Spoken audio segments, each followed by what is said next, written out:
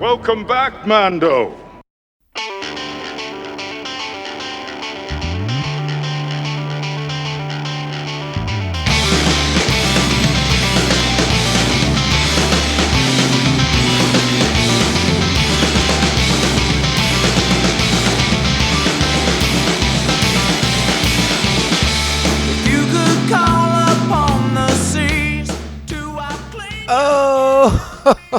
Oh, greetings once again, Bucketheads. Mevar Tagar. Welcome to our 377th Man Go to the Theaters episode of MandoVision. I am your host, Nargai Tom, and thank you so much for checking out this small, independent Star Wars podcast. We're so glad you're here. You know what to do. Reach out to us on the socials. I want to know what you're thinking about this flick. So hit me up at Mando_Vision on X and Insta, MandoVision at Blue Sky.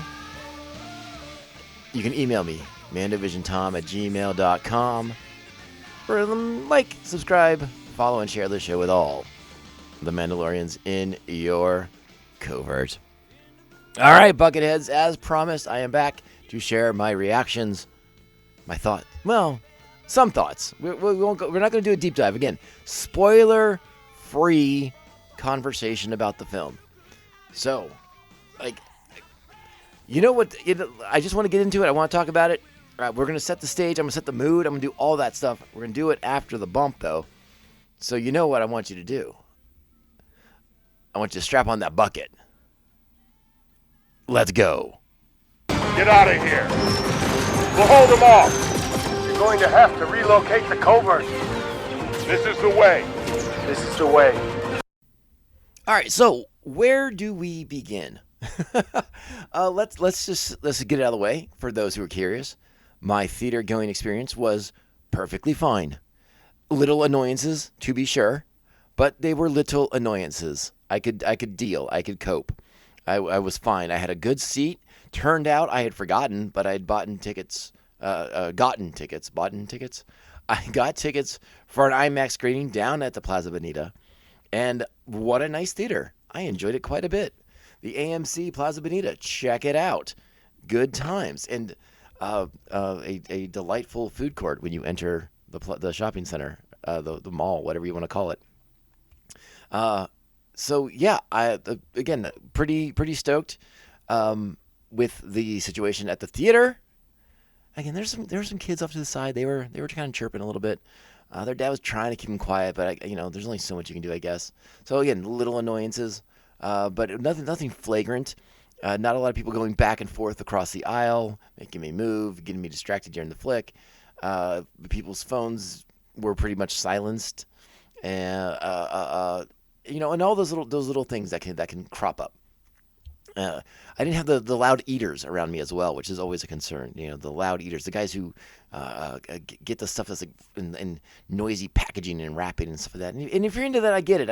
I'm not saying it's a bad thing.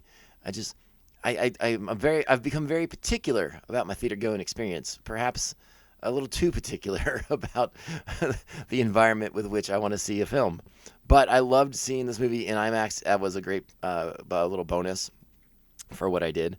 And then another aspect that I want to talk about, which is listen, I'm not a popcorn bucket guy. This thing that's been going on like the last 3 or 4 years, these novelty popcorn buckets, they're not for me.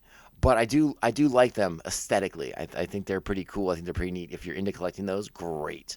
More power to you. But not for me. I have enough things taking up space in my home. Far too many hobbies, far too many interests, and it's as I get older, it gets to be more problematic. So popcorn buckets weren't high on my list, even though I do think they are super neat. That being said, I do 100,000% endorse you buying the Mandalorian bucket of popcorn. I can't. The novelty of eating a bucket of popcorn from an actual Mandalorian bucket is beyond satisfying to me in so many levels. So if you're into that, If you've pre-ordered yours or whatever you do on the apps, more power to you. God bless you. Godspeed. Yeah, I thought they were pretty cool looking. A lot of folks had those. They had purchased them. I do suspect there was a decent amount of people that were getting ready to resell those because they had them in bags and not being sullied by the actual popcorn itself. They had them far away from the popcorn. So I suspect several people were planning to throw those up on the eBays as soon as they got home from the cinema. Or perhaps they listed it right there in the movie theater. I'm not entirely sure. I haven't checked the listings. I'm not going to check the listings. I do not. I'm convincing myself right now. I do not need a Mandalorian bucket of popcorn. Or do I? Gosh darn it. Ah, so conflicted. Don't worry. I'm sure they'll sell it this weekend and I won't have to deal with it any longer. All right. Let's go ahead. Let's talk a little bit about this movie. As I alluded to earlier in the day, I have seen some headlines on some of the reviews coming out, and a lot of them they all think they're so clever but they all basically say the same thing, like this is not the way. I am here to tell you, friends, that they are wrong. This is a fun, good time at the cinemas. I had a far better time watching this movie than I expected. Again, I kept my expectations moderate. I kept them medium-sized. But I really enjoyed the movie. I really, really did. I had fun with this. It's a good time. I mean, could you make the argument that, if you want to be a cynic, you can make the argument that, like, oh, it's just like a glorified episode, 3 or 4 episodes of the show, blah, blah, blah. Yeah, you could do that. But, like, why? Why do you want to be poopy about it? Don't be poopy about it. Just enjoy. I think you need to enjoy this for what it is. Does it push Star Wars cinema forward and set the stage for the next 5 years of Star Wars on the big screen? No. But that's not what this movie's for. That's not what this movie does. That's not what it's about. This is a movie about the Mandalorian and Grogu and their role moving forward after season 3 of the show. And more importantly, it's about a father and a son, and their relationship.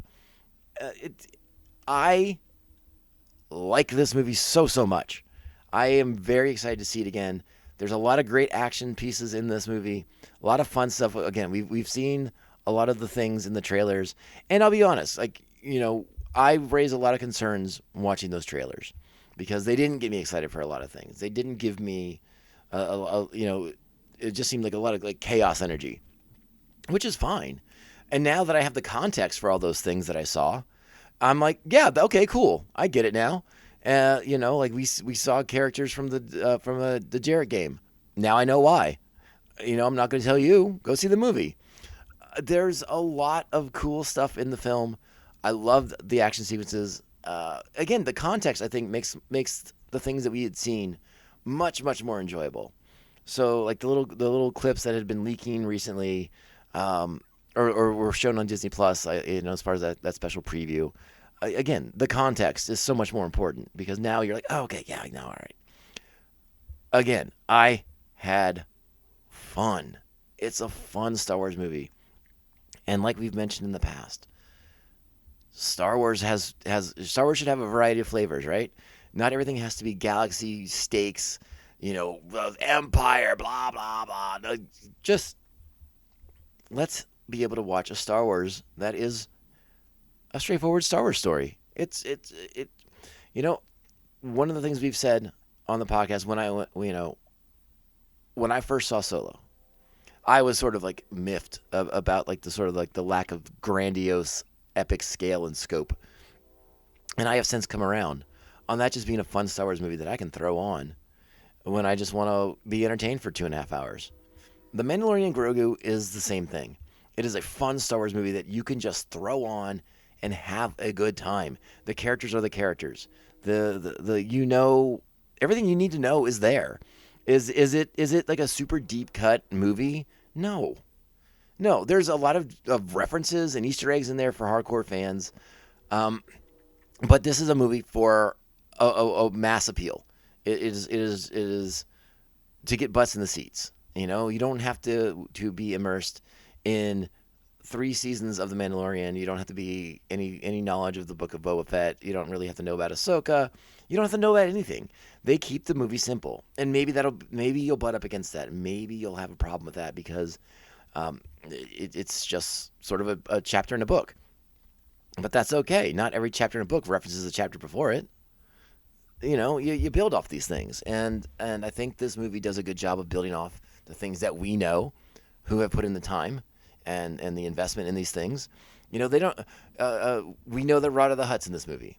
They don't go deep into Rada's backstory, and they don't. You know, they don't go out of their way to mention the Clone Wars film, his time with Ahsoka and Anakin Skywalker.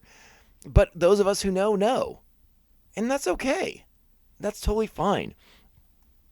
I guess the thing I'm trying to say is, and again, I've voiced my frustrations with characters like Ahsoka and Bo-Katan not referencing their pasts, but mostly because like they're telling these arcing storylines, and you think it'd be informative information for other characters. The way this movie's structured, it's less important that we know about Mandalore. It's less important that we know about, you know, how and where we got to the places we got to with these characters. Like we're just jumping in, and it's okay. I thought it totally worked. You know, are there some nits to pick? Sure, of course. It's not a perfect film by any stretch, but it's a darn good time. It is a vastly entertaining Star Wars movie, in my opinion, and it's got a little bit of emotion to it. It's got a little bit of heart to it. Not a lot, not a ton. You know, I don't think you're gonna be crying at any point during the movie. But maybe something will touch you in a way that you weren't expecting.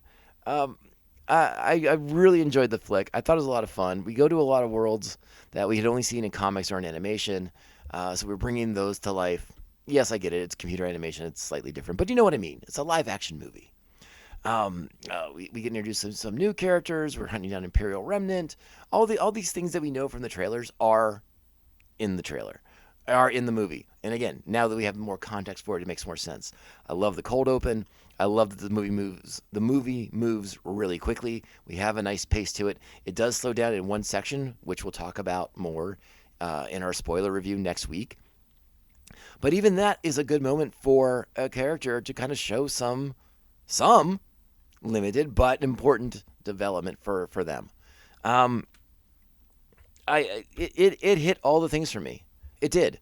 And again, I kept my expectations kind of cautious but hopeful. And it worked. It landed for me. I'm very happy with this movie. I'm very excited about it. And it's just really, really, again, I don't want to blow it up too much. But I think if you're prepared to have a good time, you will have a good time. All right? Yes, it's not the movie that's going to launch a tentpole Star Wars movie for the next 5 to 10 years. It's just a fun adventure in the Mandalorian and Grogu's adventures. It's awesome. I think it's a really good time. And again, maybe I'm crazy, but I had a blast, and it seemed like everyone in the theater was having a good time too. And I can't knock them for that because I was right there with them. I cannot wait to see the movie again. I'm very excited. I may make plans to go and try and catch it early next week before we do our spoiler review of the film, because I had so much fun. So much fun. One of the neat things I did want to give a little shout out, because and again, I guess this could technically be considered as like spoilery. It has nothing to do with the actual film or the plot. But if you don't want to know anything about anything, pause it now or skip me 30 seconds. But here we go. This movie, unlike any other Star Wars film I've seen, they put the credits in the opening sequence. We get the cold open and then credits. It's kind of like a James Bond movie, right? Except there's not like a music montage. It's well, there is music and it's sort of a montage, but it's of things. Like I said, I won't spoil that part. But we get the credits, we get the cast, we get to see who's in the movie, we get their names on the screen. I loved that after Pedro Pascal's name. I think there's 2 or 3 more names also on there. But right there on Front Street, getting credit, all the credit that they deserve Brendan Wayne and Lateef Crowder. The guys who've done, like, let's be honest, a lot of the heavy lifting for that series, now getting their name up there on the big screen in the opening credits. Right up there with Pedro. It's awesome.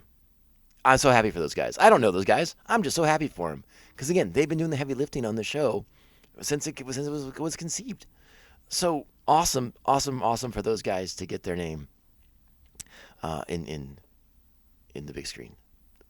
Love the flick. If anyone was curious, yes, I did wear some Star Wars attire. I wore my finest mock Beskar. No, I didn't. Well, technically, yes. I wore I wore my Bowie Bay Sox Mandalorian baseball jersey.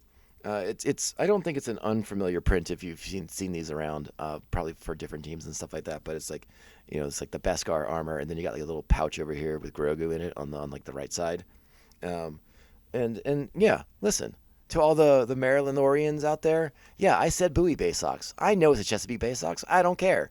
They're always gonna be the Bowie Bay Sox to me. And guess what? They still got a big old B right on their hat, and I got it right here on my shirt too, right on my Bowie Bay Sox Mandalorian baseball jersey. Okay, so Marylandorians, calm down. Don't hit me up. Don't blow me up. I don't want to hear it. Don't want to hear it. Not from you guys. You know who I'm talking about. I'm looking right at you in the face. Oh, you right in the eyes. Like, I know it's a podcast, but I'm looking you right in the eyes right now. Don't come at me. Don't come at me. Bowie Bay Sox. Yeah, you heard it. All right, so rocking that jersey. No one was dressed up crazy in my movie theater at my screen. No one throwing lightsabers around or shooting phase pistols at each other or anything like that. Phase rifles, whatever. Very respectful crowd at the Plaza Bonita. All right, I think that's all I'm going to say. I want you guys to go out there, see the movie this weekend. Let's talk about it. Hit me up. You know where to find me. I'm on those socials, Mando_Vision on X and Insta, MandoVision at Blue Sky. Email me. Email me your thoughts. Dive deep. MandoVisionTom@gmail.com. Let's get into it. Let's talk about it. Maybe you think I'm crazy. You're going to see the movie and be like, that guy's a nut. He's way off his rocker. He's losing his marbles. His bucket is loose, and he took a bad blow to the head. That's what you're going to say about me if you disagree. But let me hear about it, because I had a good time. I think you're going to have a good time. Star Wars back on the big screen, and I had a blast. All right, Bucketheads. Thank you for the continued support. Thanks for listening to me ramble twice today. We'll be back to our more normal schedule next week, I think, unless anything crazy happens. So yeah, come and check us out. Keep supporting the show. Like, follow, subscribe, share it with all the Mandalorians in your covert. This is the MandoVision podcast, and I am your host, Nargai Tom. Thank you for being here for this spoiler-free reaction to The Mandalorian Grogu. Go check it out and get that bucket of popcorn. Get that Mando bucket. That Mando bucket of buckets. The bucket of buckets. I gotta go. I'm rambling. That's how much fun I had. That I'm just high on the euphoria of the good time that I had at the theaters. And go out there again. Be great Star Wars fans. Kind, supportive, respectful, understanding, patient, tolerant, and just nice. Just be nice. And have fun at the movies this weekend. I'll talk to you guys next week. But remember, this podcast can only end one way. This is the way. This is the way. This is the way. This is the way. I suppose you'll be heading out. I'm not. You should. It's against the creed. I gave you my word. I'm with you until we both fall. You really buy into that bantha fodder? I do.